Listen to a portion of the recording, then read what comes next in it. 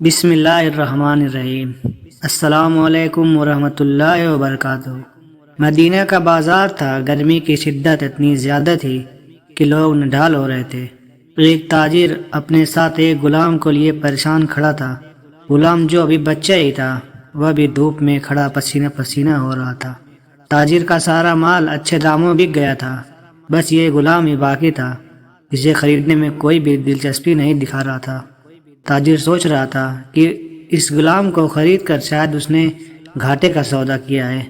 اس نے تو سوچا تھا کہ اچھا منافع ملے گا، لیکن یہاں تو اصل لاگت ملنا بھی دشوار ہو رہا تھا۔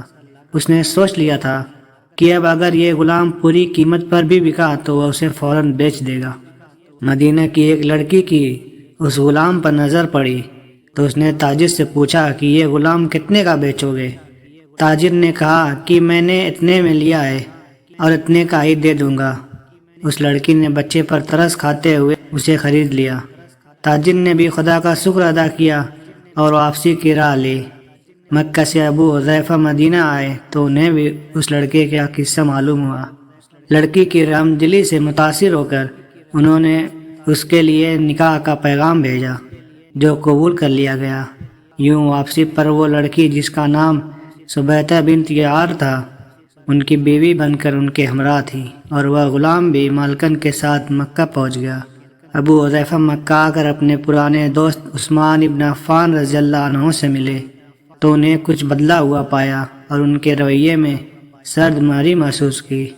انہوں نے اپنے دوست سے استفسار کیا کہ عثمان، یہ سرد مہری کیوں؟ تو عثمان بن عفان رضی اللہ عنہ نے جواب دیا کہ میں نے اسلام قبول کر لیا ہے اور تم ابھی تک مسلمان نہیں ہوئے، تو اب ہماری دوستی کیسے چل سکتی ہے؟ ابو حذیفہ رضی اللہ عنہ نے کہا، تو پھر مجھے بھی محمد صلی اللہ علیہ وسلم کے پاس لے چلو اور اس اسلام میں داخل کر دو جسے تم قبول کر چکے ہو۔ چنانچہ حضرت عثمان رضی اللہ عنہ نے انہیں نبی کریم صلی اللہ علیہ وسلم کی خدمت میں پیش کیا اور وہ کلمہ پڑھ کر دائرہ اسلام میں داخل ہو گئے۔ گھر آ کر انہوں نے اپنی بیوی اور غلام کو اپنے مسلمان ہونے کا بتایا تو ان دونوں نے بھی کلمہ پڑھ لیا۔ حضرت ابو حذیفہ رضی اللہ عنہ نے اس غلام سے کہا کہ چونکہ تم بھی مسلمان ہو گئے ہو، اس لیے میں اب تمہیں غلام نہیں رکھ سکتا، لہذا میری طرف سے اب تم آزاد ہو۔